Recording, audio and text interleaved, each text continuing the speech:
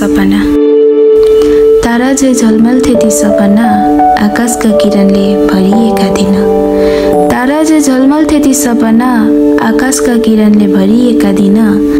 कलम र कदम चल्दा लाग्थ्यो, छुन सक्छु आकाश पनि किन। तर समयको लहराले बगायो, सपना सबै छायामा हरायो। न त ढोका खुले नयाँ अवसरका, न त आवाज सुन्यो सम्भावनाका। कि न त ढोका खुले नयाँ अवसरका, न त आवाज सुन्यो सम्भावनाका। जीवनको त्यो बाटो अधुरो रह्यो, मेहनतको मूल्य खै कता हरायो।